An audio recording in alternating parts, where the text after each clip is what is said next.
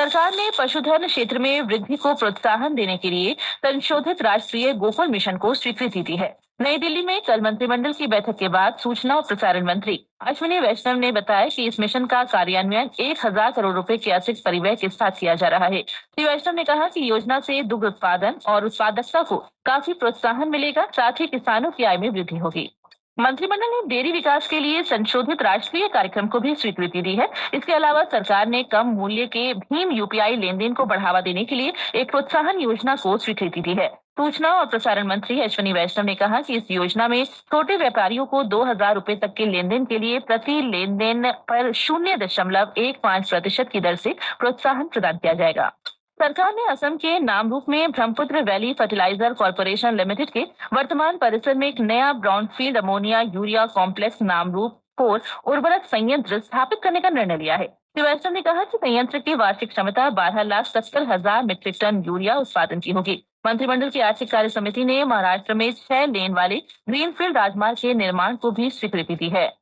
अल्पसंख्यक कार्य मंत्री किरेन रिजिजू ने कहा है कि सरकार अल्पसंख्यक समुदायों सहित सभी समुदायों की सामाजिक आर्थिक स्थिति में सुधार का प्रयास कर रही है। लोकसभा में कल श्री रिजिजू ने कहा कि उनका मंत्रालय गैर केंद्रित अधिसूचित अल्पसंख्यक समुदायों के सामाजिक, आर्थिक और शैक्षिक सशक्तिकरण के लिए देश भर में विभिन्न योजनाओं को विशेष रूप से लागू करता है। उन्होंने बताया कि इन समुदायों के शैक्षिक सशक्तिकरण के लिए सरकार प्री मैट्रिक, पोस्ट मैट्रिक और मेरिट कम मीन्स आधारित छात्रवृत्तियां लागू कर रही है। उन्होंने कहा कि रोजगार और आर्थिक सशक्तिकरण के लिए प्रधानमंत्री विरासत का संवर्धन, पीएम विकास और रियायती दर पर ऋण प्रदान करने के लिए राष्ट्रीय अल्पसंख्यक विकास एवं वित्त निगम की इक्विटी जैसी योजनाएं भी चलाई जा रही हैं।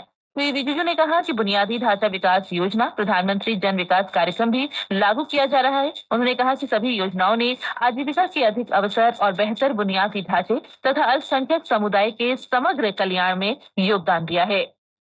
केंद्रीय सड़क परिवहन और राजमार्ग मंत्री नितिन गडकरी ने कहा है कि देश की कुल बिजली उत्पादन क्षमता में हरित ऊर्जा का योगदान 42% से अधिक है। कल नई दिल्ली में 32वें convergence India expo, smart mobility India expo और 10वें स्मार्ट सिटीज इंडिया 2025 में श्री गडकरी ने कहा कि सरकार वैकल्पिक ईंधन और जैव ईंधन को विशेष प्राथमिकता दे रही है। राष्ट्रपति द्रौपदी मुर्मू आज राष्ट्रपति भवन में आयोजित उद्यम उत्सव में भाग लेंगी। इस कार्यक्रम का आयोजन सूक्ष्म, लघु और मध्यम उद्यम मंत्रालय कर रहा है, जो 30 मार्च तक चलेगा। उद्यम उत्सव का उद्देश्य देश की जीवन विरासत को नागरिकों के करीब लाकर एमएसएमई को सशक्त बनाना और प्रोत्साहित करना है। रिजर्व बैंक के मासिक बुलेटिन में कहा गया है कि वैश्विक चुनौतियों के बावजूद भारतीय अर्थव्यवस्था में सुधार जारी है। वैश्विक वित्तीय बाजारों में बढ़ती अस्थिरता ने वैश्विक विकास में मंदी की आशंकाओं को बढ़ा दिया है। लेख के अनुसार इन चुनौतियों के बावजूद भारतीय अर्थव्यवस्था में सुधार हुआ है और ये कृषि क्षेत्र के मजबूत प्रदर्शन और खपत में सुधार से स्पष्ट है। लेख के अनुसार इन चुनौतियों का सामना करने के लिए भारत की व्यापक आर्थिक ताकत फरवरी 2025 में खाद्य कीमतों में और सुधार के कारण हेडलाइन सीपीआई मुद्रास्फीति में 7 महीने के निचले स्तर 3.6% तक की गिरावट से मजबूत हुई है। यूक्रेन के राष्ट्रपति व्लादिमीर जेलेंस्की रूस के खिलाफ युद्ध में आंशिक युद्ध विराम पर सहमत हो गए हैं। राष्ट्रपति जेलेंस्की ने रूस के खिलाफ संघर्ष में आंशिक युद्ध विराम पर सहमति जताई है, जिस पर अमेरिका के राष्ट्रपति डोनाल्ड ट्रंप और रूस के राष्ट्रपति व्लादिमीर पुतिन ने चर्चा की थी। अमेरिका के राष्ट्रपति कार्यालय व्हाइट हाउस ने कहा है कि श्री ट्रंप ने श्री पुतिन के साथ अपनी बातचीत और प्रमुख मुद्दों पर हुई चर्चा के बारे में श्री जेलेंस्की को जानकारी दी। व्हाइट हाउस की प्रवक्ता कैरोलिन लेविट ने कहा कि दोनों नेताओं ने आंशिक युद्ध विराम पर सहमति जताई है। President Zelensky asked for additional air defense systems to protect his civilians, particularly Patriot missile systems, and President Trump agreed to work with him to find what was available, particularly in Europe. The two leaders also agreed on a partial ceasefire against energy. Technical teams will meet in Saudi Arabia in the coming days to discuss broadening the ceasefire to the Black Sea on the way to a full ceasefire.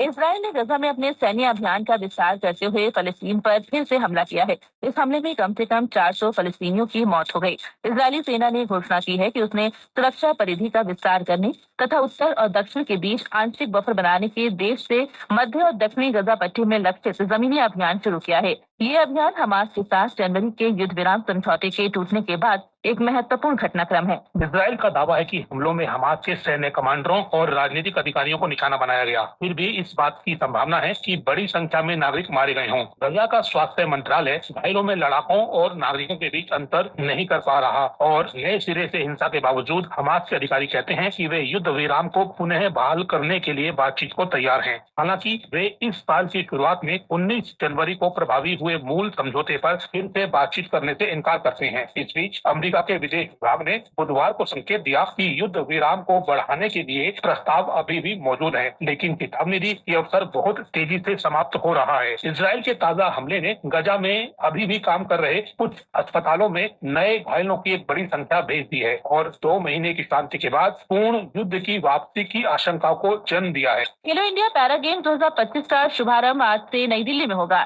इसमें 36 राज्यों और केंद्र शासित प्रदेशों के 1300 से अधिक खिलाड़ी भाग लेंगे। ये जमीनी स्तर के खेलों को बढ़ावा देने के लिए खेलो इंडिया पहल का हिस्सा है, जो 27 मार्च तक जवाहरलाल नेहरू स्टेडियम, इंदिरा गांधी स्टेडियम और doctor Karni Singh shooting range में आयोजित किया है। बिहार में आज अंतर्राष्ट्रीय सेपक टकराव महासंघ विश्व कप 2025 की शुरुआत होगी। मुख्यमंत्री नीतीश कुमार 25 मार्च तक चलने वाले इस आयोजन का आज शाम उद्घाटन करेंगे।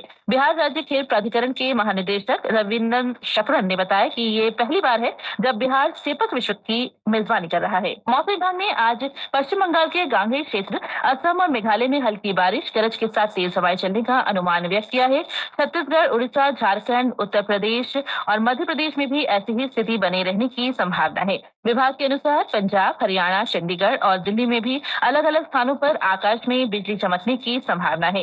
वहीं तमिलनाडु, पुदुचेरी, कराईकल और कर्नाटक के भीतरी हिस्से में अलग अलग स्थानों पर मौसम के गर्म रहने का अनुमान है।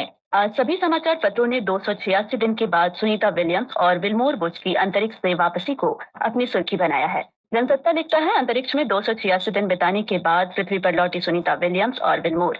राष्ट्रीय सहारा की सुर्खी है, सुनीता विलियम्स अंतरिक्ष में सबसे ज्यादा चहलकदमी करने का महिला अंतरिक्ष यात्री का रिकॉर्ड अपने नाम किया। 2000 की यूपीआई लेन देन पर मिलेगी प्रोत्साहन राशि, अमर उजाला की खबर है। हिंदुस्तान लिखता है, केंद्र ने मंजूर की 1500 करोड़ रुपए की प्रोत्साहन योजना। वहीं राजस्थान पत्रिका ने इंदौर में रंग पंचमी पर गेर त्योहार की तस्वीर प्रकाशित की है। पत्र लिखता है, इंदौर रंगों से सराबोर, टैंकरों से रंग की बौछार हुई, तोपों से उड़ाया गुलाल। आज विश्व गौरैया दिवस पर अमर उजाला ने अपनी रिपोर्ट प्रकाशित की है। पत्र लिखता है, कंक्रीट से बढ़ते जंगलों से कम हुई गौरैया की संख्या, फ्लैट कल्चर में घरों के अंदर घोंसला बनाने की संभावना नहीं, कबूतरों ने उनके आशियानों पर किया कब्जा।